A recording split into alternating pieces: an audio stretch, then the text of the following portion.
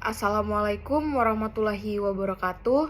Perkenalkan, nama saya Faradiba dari Lokal B3 Manajemen. Di sini saya ingin menjelaskan sedikit tentang mendesain proposal penelitian dan proposal kegiatan. Kita masuk ke pengertian proposal penelitian. Jadi proposal penelitian adalah dokumen yang merinci rencana dan tujuan penelitian yang akan dilakukan. Nah, proposal penelitian dibuat karena ada kebutuhan atau masalah yang ingin dipecahkan atau pengetahuan yang ingin diperoleh melalui penelitian ini. Nah, ini bisa berasal dari kurangnya informasi yang tersedia tentang topik tertentu atau masalah aktual yang membutuhkan pemahaman lebih dalam. Proposal penelitian harus menjelaskan konteksnya, yaitu mengapa topik ini penting atau relevan, apa kontribusi penelitian ini terhadap pengetahuan yang ada, atau bagaimana hal ini akan memecahkan masalah yang ada.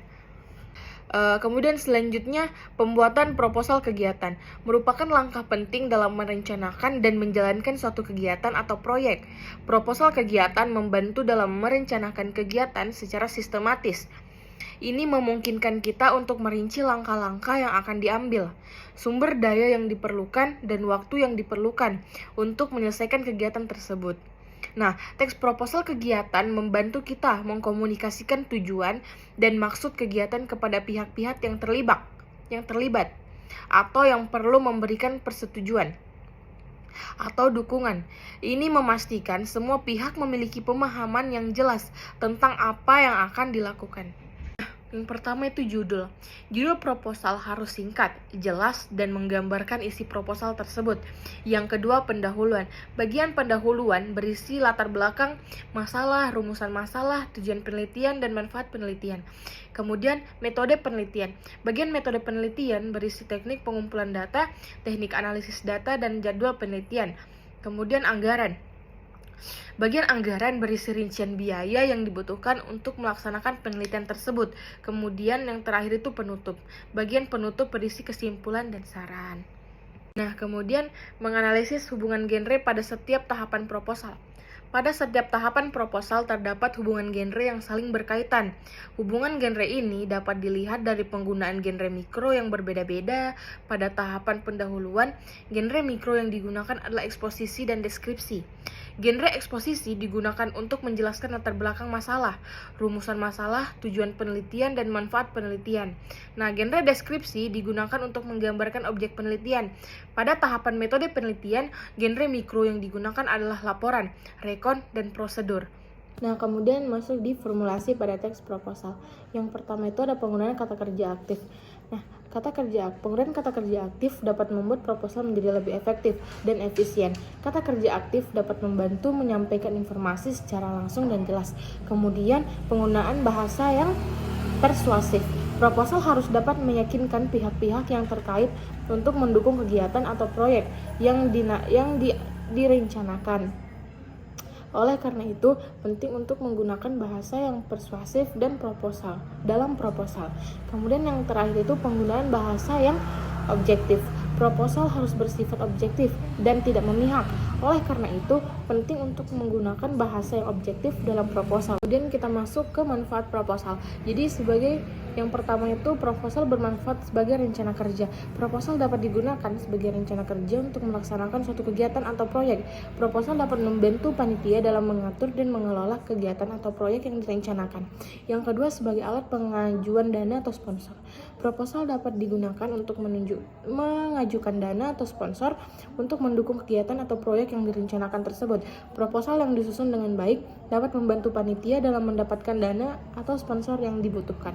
Kemudian yang terakhir, sebagai alat untuk memperoleh dukungan.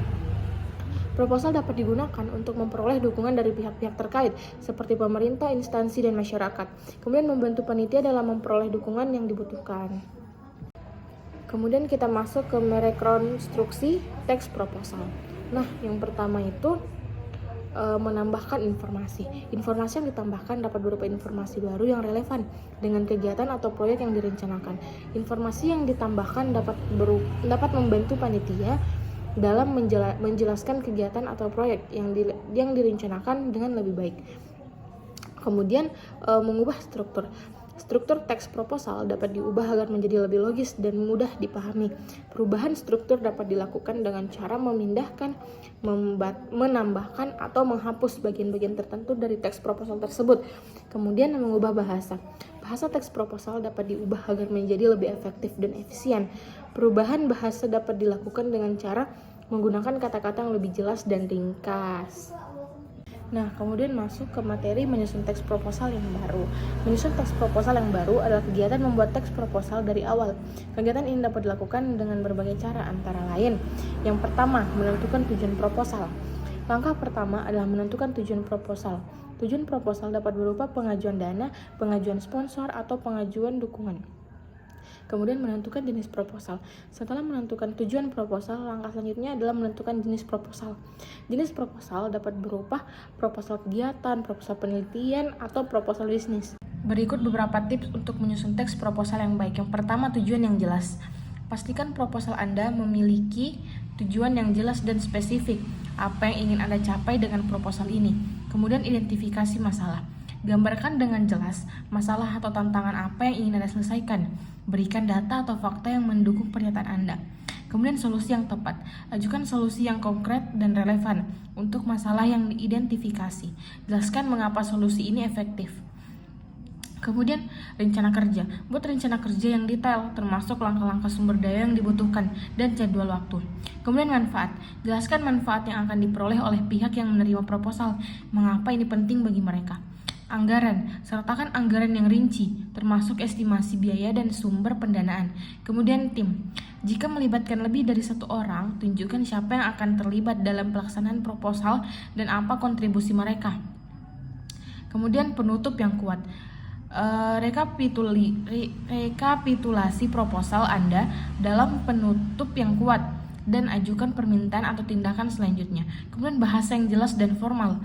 Gunakan bahasa yang jelas, formal, dan mudah dipahami. Hindari jargon yang tidak diperlukan. Kemudian edit dan koreksi.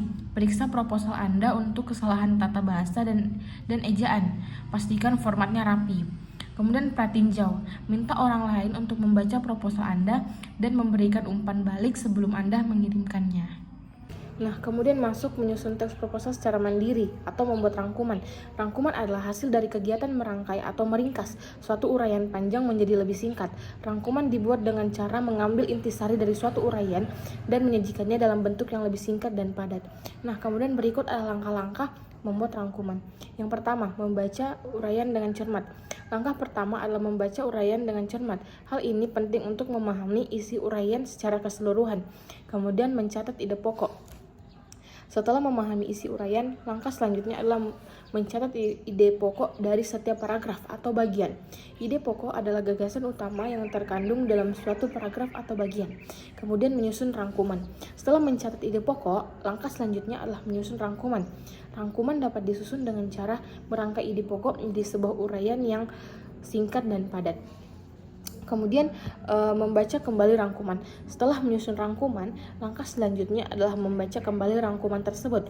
Hal ini penting untuk memastikan bahwa rangkuman tersebut sudah sesuai dengan isi uraian. Nah, kemudian kita masuk ke tips menyusun rangkuman. Yang pertama itu gunakan bahasa yang mudah dipahami. Rangkuman harus menggunakan bahasa yang mudah dipahami agar dapat dipahami oleh pembaca.